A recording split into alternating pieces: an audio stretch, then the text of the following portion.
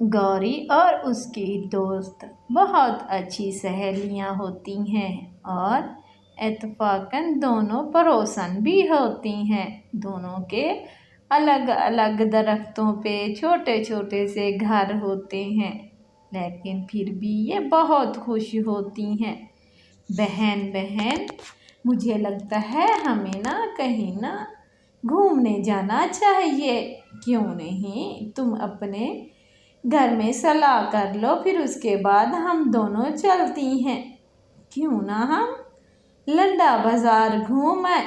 کیوں بھائی، لنڈا بازار کیوں جانا ہے؟ دیکھو تو صحیح، ہمارے گھر کتنے پرانے پرانے ہو گئے ہیں، اب ان کی سجاوٹ کرنی چاہیے، ان کے اوپر رنگ روغن، کوئی ڈیکوریشن، اس طرح کچھ نہ کچھ تو ہمیں لازمی ہی کرنا چاہیے۔ ہاں کیوں نہیں، لیکن میرے حالات تو بہت تنگ ہیں، میں کیسے چلوں گی؟ گوری چڑیا بیچاری اداس ہو جاتی ہے کہ تم چلو۔ بیٹا، آپ نے کھانا کھا لیا ہے؟ جی مما، میں نے کھانا کھا لیا ہے۔ اچھی بات ہے، اور خیال رکھنا آج باہر اتنی نہ گھومنے جانا، بادل بنے ہوئے ہیں، ہو سکتا ہے بارش بھی آ سکتی ہے، اور اپنا خیال کرنا، چھوٹی سی چنی سی تو منی ہو آپ۔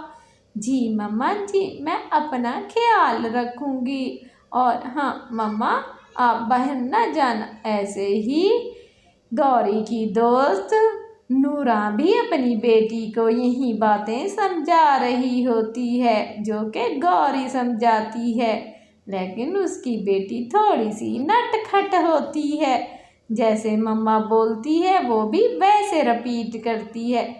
ایسے ہی وقت گزر جاتا ہے، دن کے بعد اگلے دن جیسے دیکھتے ہیں، اللہ میرا یہ میرا گھر ہے، یہ درخت تو وہی ہے، ہائے اتنا پیارا خوبصورت گھر یہ کیسے بن گیا؟ او گوری، گوری سنتی ہو؟ آواز تو دے دو، مجھے یقین نہیں آ رہا، یہ تم مجھے بتاؤ تو صحیح، واقعی یہ میرا گھر ہے؟ ہاں بہن، ہاں نورا، یہ تمہارا ہی گھر ہے، دیکھو تو صحیح کتنا تمہارا پیارا پیارا گھر بنا ہوا ہے، اس طرف پلٹ کے تو دیکھو میرے گھر کی طرف بھی۔ میں بھی صبح نیند سے اٹھی تو دیکھا میرا گھر کتنا خوبصورت بنا ہوا ہے، میں تو حیران ہو گئی ہوں۔ اب مجھے کچھ سمجھ آ رہا ہے، جب کل ہم باتیں کر رہے تھے تو آپ بہت اداس تھی، کیا پتا اللہ نے سن لی ہو آپ کی اور یہ کوئی جادو ہو گیا ہو۔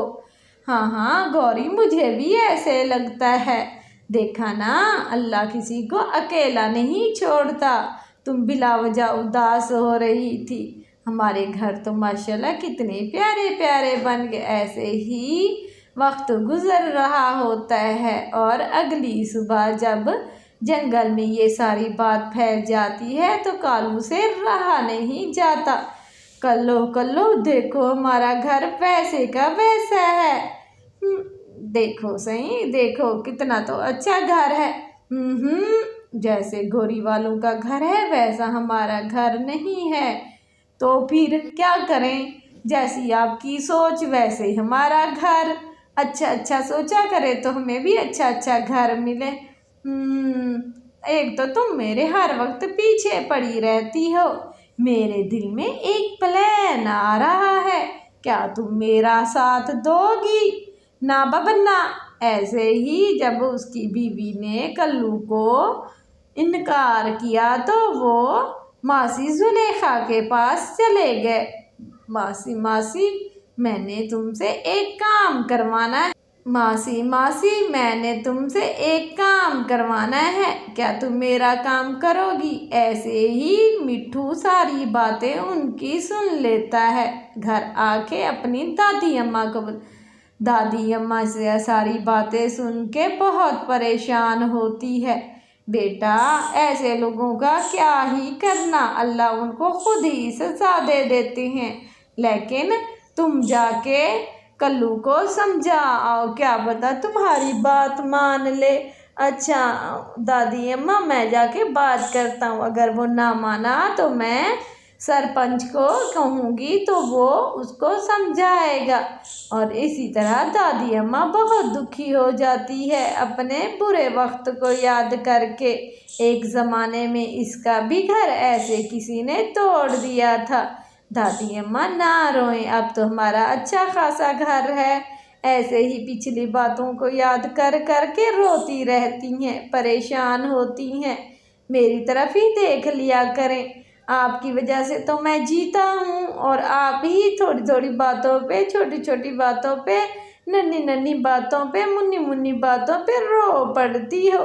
ना बेटा ना, बस कुछ वक्त याद आता है तो दिल चीर देता है। ऐसे ही गुड्डू चल जाता है पंछी चील के पास। सरपंच जी, कल्लू ये प्लान कर रहा था। वो हाँ, सारी बातें जब सरपंच को बता देता है तो सरपंच कहता है, अच्छा अच्छा, आजकल इसी वजह से वो नज़र नहीं आ रहा मुझे कल्लू। चलो कोई बात नहीं, मैं ना देख लेता हूँ, तुम टेंशन ना लो। और शाबाश, माशाल्लाह, तुम तो बहुत अच्छे बच्चे हो, तुम्हारी दादी तुम्हें बहुत अच्छी अच्छी बातें सिखा रही। ऐसे ही गुड्डू कल्लू के पास भी जाता है। कल्लू मियाँ, तुम ऐसी हरकतें ना किया करो।